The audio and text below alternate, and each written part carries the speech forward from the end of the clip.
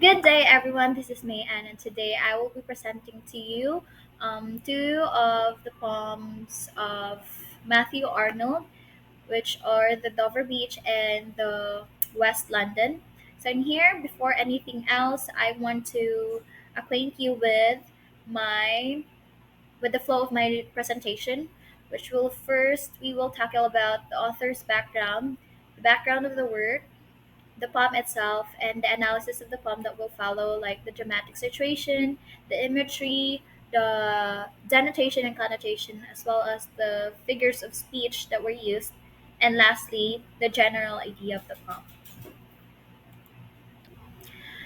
Before anything else, let me introduce to you the person here in my presentation, which is Matthew Arnold. He was born on December 24, 1822, in Laleham, England. He was the eldest son of Thomas Arnold, his father, and her mother was Mary Penrose Arnold. He came from a very prominent, distinguished family in London because his father was a celebrated headmaster of a rugby school in which he received his education there. And later on, at the age of 17, he matriculated at the Balliol College, Oxford, in which he won an open scholarship that got him to graduate to earn a degree there. Aside from that, Matthew Arnold also has two brothers who were Thomas Arnold and William Delfield Arnold. Thomas Arnold worked as a literary professor, while William worked as a novelist and colonial administrator. So in 1828, his father was designated or appointed as the headmaster of the rugby school where his family took residence up that year. So in 1831, he was tutored by his clerical uncle John Backland in Laleham. And for 3 years passed, in 1834, he occupied this holiday home at Faxhow in Lake District, in which he became a neighbor and close friend of William Wordsworth, another prominent figure during his time. Now, Matthew Arnold was known to be a sage writer because he chastises and instructs readers about the contemporary social issues. Um, in April 1851, he worked as the inspectors of schools appointed by Her Majesty, and there he worked for about 35 years, and he played a key role in the development of the overall British education system during the 19th century. And he was known for as a cultural commentator, known for his contributions uh, on the aspects of literature and the Victorian intellectual and literary discourse. And 2 months passed after his appointment as the inspector of schools. He married Frances Lucy, the daughter of William Whiteman, the Justice of Queen's Bench. Now, let me introduce to you one of his poems, which is Dover Beach. As for the background of the poem Dover Beach, this was written in 1851 but was first published in 1867. This is considered as one of the most celebrated works of Matthew Arnold. Um, this work was inspired by his two visits in the south coast of England, on which the Dover Beach is located, with his wife Frances Lucy. So this was said to be a honeymoon poem, and it has said to be a romantic poem, which features the romantic feature of the Victorian era. But it is much more deeper than the romantic type of poem because it delves into a much more complicated contemporary social issue that Matthew Arnold observed during the Victorian era. So, not long before the publication of this poem was the publication of the study of human evolution of Charles Darwin, which he titled The Origin of Species. So, this poem is considered to be considered to be the reflection of the clash between the religious faith and the scientific advancements during the Victorian era, and this was considered to be a dramatic monologue. Now let me read to you the poem. Dover Beach by Matthew Arnold. The sea is calm tonight, the tide is full, the moon lies fair upon the straits. On the French coast the light gleams and is gone, out in the tranquil bay. Come to the window, sweet is the night air. Only from the long line of spray where the sea meets the moon-blanched land, listen, you hear the grating roar of pebbles which the waves draw back and fling to return at the high strand, begin and cease and then again begin, with tremulous cadence, slow, and bring the eternal note of sadness in. So in here I highlighted the and tonight from the first line because it signifies the usage of alliteration, as well as in the tide, the repetition of the letter T, and in full and fair, gleams and gone, long and line. And also I highlighted here grating roar of pebbles because it signifies the usage of a rough onomatopoeia. And Sophocles long ago heard it on the Aegean, and it brought into his mind the turbid ebb and flow of human misery. We find also in the sound a thought, hearing it by this distant northern sea. I highlighted Sophocles and Aegean because it is used as an allusion in the poem. The sea of fate was once, too, at the full and round earth's shore, lay like the folds of a bright girdle furled. But now I only hear its melancholy, long, withdrawing roar, retreating to the breath of the night wind, down the vast edges, drear, and naked shingles of the world. So in here I highlighted the sea of fate as a metaphorical representation of the collective religious belief of the people. Also, the English channel. I also highlighted like because it signifies the usage of simile, and the folds and furl there signifies the usage of alliteration. Withdrawing roar also signifies the usage of onomatopoeia in giving a more creative touch in crafting the poem.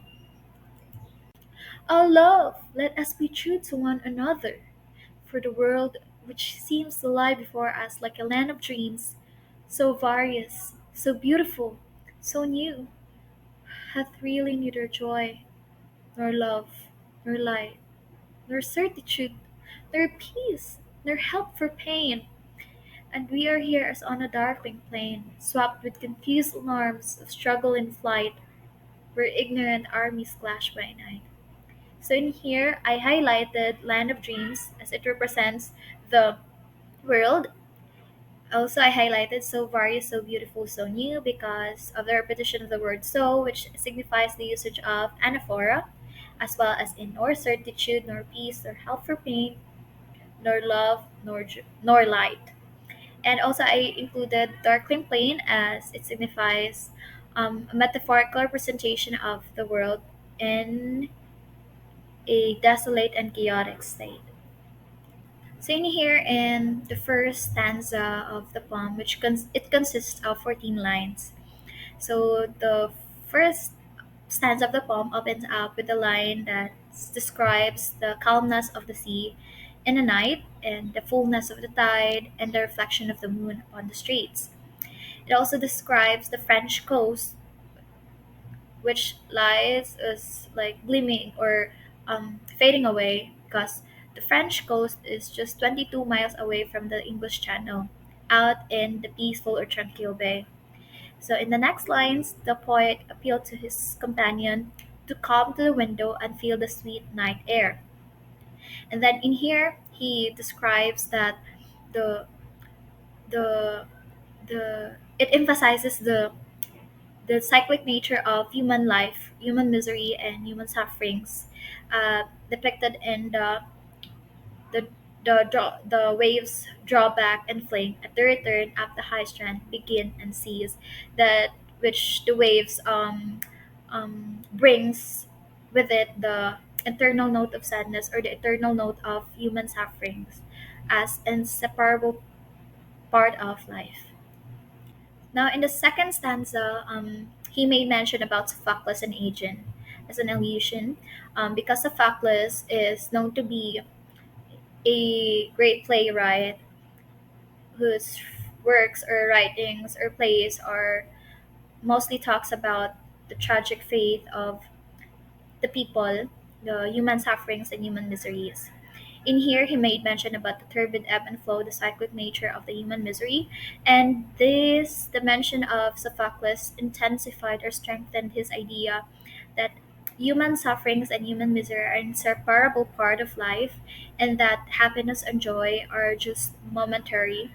That even Sophocles also hears or um, same shares same sentiments as Matthew Arnold's does. Now, in the third stanza, which consists of 8 lines, in here the poet made mention about the Sea of Fate, which is a metaphorical representation of the English Channel or the collective religious belief system of the people during the Victorian era.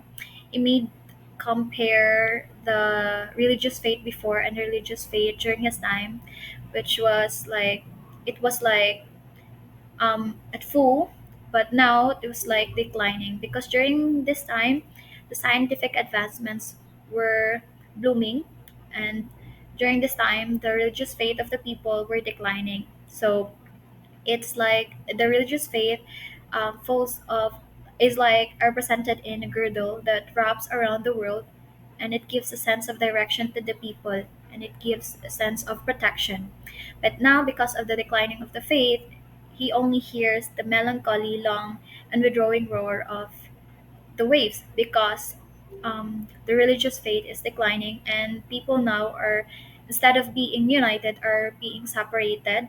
And it's like the absence of religious faith has an encompassing consequences to the life of the people. And now, in the last stanza, which consists of 9 lines, the poet made an appeal um, to his companion or his wife that they should love one another, and they should be honest to one another, because the world that seems to be like the land of dreams, so various, so beautiful, so new, is not any of that. And it has neither joy, nor love, nor light, nor certitude, nor peace, nor help for pain. So that means that he emphasizes here that only love and compassion is the only resort of humanity. And he also describes here that they are on a dark plane in which it signifies that the world is in a desolate or chaotic state. So because it seems like the world is lying to them, he sees that only love and compassion can save them from the desolate and chaotic world. Now, as for the dramatic situation, who is the speaker? Of course, the speaker is Matthew Arnold himself because he was the one who wrote the poem, but it could also be anyone during his time who shares the same sentiments, who had the same observations with what was happening during the Victorian era in terms of the declining of the religious faith, and the challenges that was posed by the scientific advancements in the life of the people. And it also, the addressee of this poem is the wife of Matthew Arnold because this was said to be a honeymoon poem. And what is the situation in the poem? So the situation in the poem uh, is reflected on on the state of the religious faith, which was declining during the Victorian era because of the scientific advancements that were made during that time. And as for the tone of the speaker, his tone was melancholic and reflective. Now, as for the poem structure, the classification of this poem is considered to be a dramatic monologue. So it consists of 4 stanzas. The first line consists of 14 lines. The second contains 6 lines. The third consists of 8 lines, and the fourth having 9 lines. As for the metrical pattern, it is considered to be free verse, although the first line is considered to be an iambic trimeter, but as the poem progresses, it does not have this consistent metrical pattern. So it is considered as free verse, and it also helps the author to put his observation and reflections in the poem creatively and freely. As for the rhyme scheme, it does not adhere to a strict adherence to the rhyme scheme as any other poem does, so it is considered also as a free verse. As for the imagery, I have identified here the sea is calm tonight, the moon lies fair upon the straits, the cliffs of England stand gloomier and vast. So in here it describes the English Channel to be the calmness of the sea and the reflection of the moon in the cliffs of England standing glimmering and vast. And also here the long line of spray where the sea meets the bone blanched land emphasizes the reflection of the moon in the sea. And lay like the folds of a bright girdle furl emphasizes the image of a girdle in being wrapped in the world as a sign as a symbolic representation of protection to the people or to the world. As for the denotation and connotation, I placed here the words Dover Beach and Darkening Plain. So, as for the denotation of the Dover Beach, it is a beach, literally refers to the beach located along the English Channel and in a coastal area near Dover, England. As for the connotation, in the context of the poem, it is a place that describes the natural beauty and serenity. It evokes the images of the cliff or the sea, and it also represents the timeless and ever changing nature of the world. It also represents the collective religious belief or faith of the people during the Victorian era, and it also signifies the people of England during the Victorian era.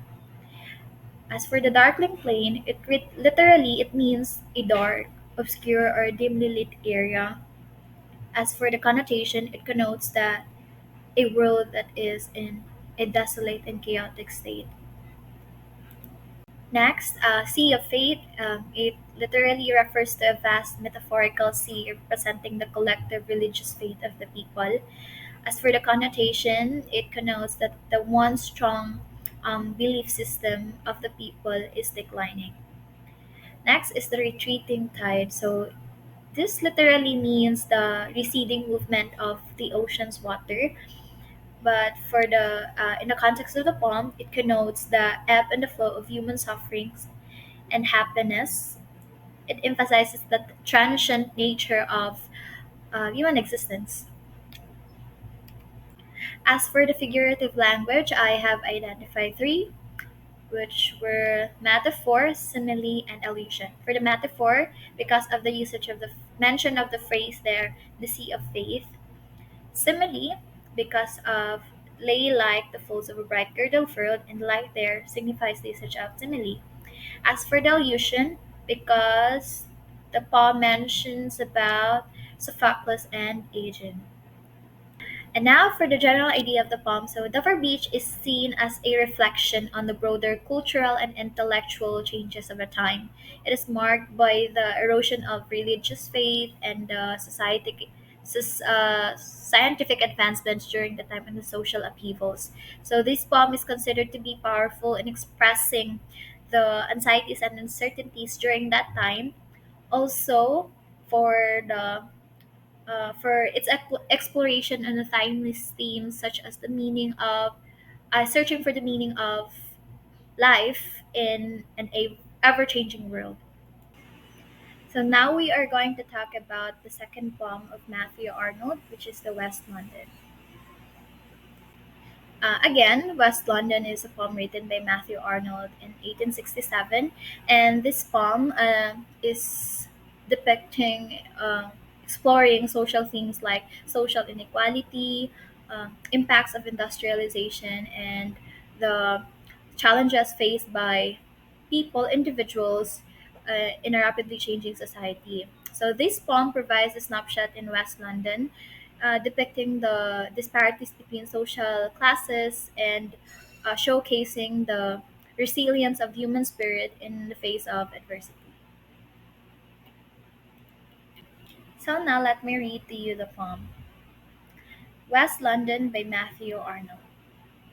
Crouched on the pavement close by Belgrave Square, a tramp I saw, ill, moody, and tongue-tied. A babe was in her arms, and at her side a girl. Their clothes were rags, their feet were bare.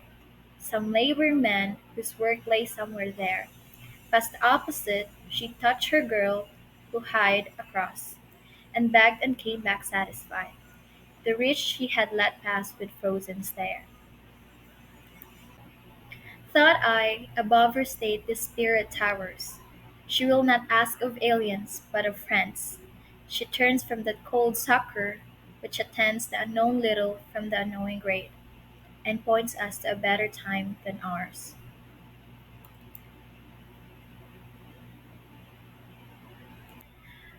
This poem, West London by Matthew Arnold, is a sonnet consisting of 14 lines divided into two stanzas, the 8 lines and 6 lines. Although there is no division of the stanzas in this poem, but it can be determined through the variations of its content from the first line to the second stanza, containing this poem containing an octet and a sestet.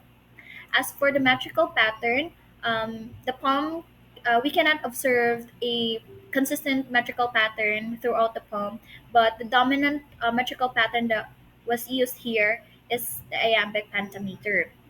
As for the rhyme scheme, it does not follow this typical rhyme scheme that every sonnet follows, but it follows a rhyme scheme of ABBA, ABBA, CDE, and DEC. And now let us analyze who is the speaker. So first, the speaker, which we can observe from the poem, is Matthew Arnold, but it could also be an observer, someone who witnessed the scene described in West London. As for the addressee, the poem is written in first person, so the speaker seems to be addressing the their own thoughts or reflections to the people, anyone. It could be for anyone. And for the situation, so the situation involves the speaker's observation with a tramp, a woman with carrying her baby and a girl, uh, interacting with various people like the laboring men and the rich. As for the tone of the poem it appears to be reflective, empathetic, critical in its qualities. Now let us analyze the first stanza of the poem. So in here, in the first stanza, we can see that the opening 4 lines of the poem, um, the poet describes the family of beggars in Belgrave Square, and in here he describes the mother, in which she is ill, moody, and tongue-tied, and she has 2 children. The younger child, probably a baby, was in her arms, and at her side was a little girl, and they are clothed in tattered and worn out bits of clothes, and they are walking barefoot. So in here, for the following 4 lines, the on the other side of the pavement in which they are staying, they can see this passing laboring man who has a work that lay somewhere there in Belgrave Square. So that the passing of this laboring man or the working man um, is the time when the mother touches her little girl, so that is some kind of a signal to the little girl to do what she has to do, to beg. So after touching her little girl, he she ran across to the other side of the road, and then she begged to the labor man and came back satisfied because she acquired something from the laboring man. And they also saw the rich people, which she only given them a frozen stare. So she did not beg from the rich people. She only gave them this frozen stare. Now, in the second stanza, it is described here by the poet that the little girl knows this widening gap between rich people and the poor people, and she is aware of the social inequalities that she knows where to beg money from. So she will not ask of aliens. The aliens here um, symbolizes the people, the rich people, but of friends, in which friends here symbolizes the people having the same situations as her. So she turns from the cold sucker, which attends the unknown little and the unknowing great. The unknown little here are the people that share same sentiments with the little girl, and the unknowing great here are supposed to be the people that should help the poor people or the people in unfortunate situations, but they are some kind of an alien here because they do not share same feelings or share sympathy to the people in unfortunate situations, and points us to a better time than ours. As for the imagery present in the poem, I have here extracted few lines, which are crouched in the pavement close by Belgrave Square. A tramp I saw, ill, moody, and tongue-tied, describing to the situation of the mother. A babe was in her arms, and at her side a little girl, in which describes the position or the situation of the mother carrying or nursing her younger child, as well as sitting beside her eldest, which is the little girl. And they are wearing this worn out bits of clothes, and they are walking barefoot. And then it is also it can also be imagined here that some labor men whose work lay somewhere there um, signifies that some labor men work over there, and they are passing through to through the mother and her children. So past opposite, she touched her girl who hide across and begged and came back satisfied. And the rich she had last passed with frozen stare. So in here, it describes the emotions or the feelings of the little girl towards the rich people.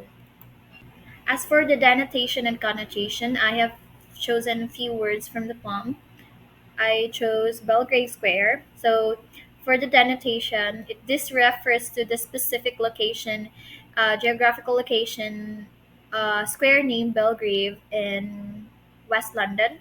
As for the connotation, this may connote affluence, wealth present in the Belgrave Square, and this could be associated with wealth and privilege. I also chose the unknown little, which literally means individuals who are not widely recognized or acknowledged. There could be these poor people. And for the connotation, this connotes marginalization, vulnerability, and being overlooked or underestimated by the society. I also chose unknown grade. This literally means the people who have this high status or influence in who are not widely recognized or acknowledged in the society. As for the connotation, this implies that the social status or influence of these individuals and the fact that they may be unaware or indifferent to the struggles of less privileged people. I also chose aliens. This particular word literally means um, refers to people migrating from one place to another. But in the context of the poem, this refers to the social distance and a sense of unfamiliarity. And the choice of the word alien in the poem suggests the disparities between, or disparities or the connection between the different social classes existing in the society. Now, for the figurative language used in the poem, I have identified alliteration because in the first line of the poem, it says there that crouched in the pavement close by Belgrave Square. So the repetition of C there, or the C sound, crouched and closed, signifies these of alliteration. I also identified here symbolism because of the mention of the word aliens. Um, that aliens are friends that carry a symbolic meaning. So they represent not only literal idea of those who are distant or disconnected versus those who share common human experience. And I also identified here a metaphor because it was mentioned in the poem above for state the spirit towers. So the use of spirit towers there employs the a metaphor likening the woman's strength and resilience to a towering that surpasses beyond her external condition. I also identify there the use of juxtaposition because of the mention of the unknowing little to unknowing great, which signifies two contrasting ideas joined in a particular line. As for the general idea of the poem West London by Matthew Arnold addresses the issue regarding the economic disparity of in the context of West London in Belgrave Square. And here the poem describes the mother and her two children, which provides this their state of destitution, which provides this contrast between the impoverished individuals and the more affluent members of the society, emphasizing the situation, the harsh realities and challenges faced by the marginalized.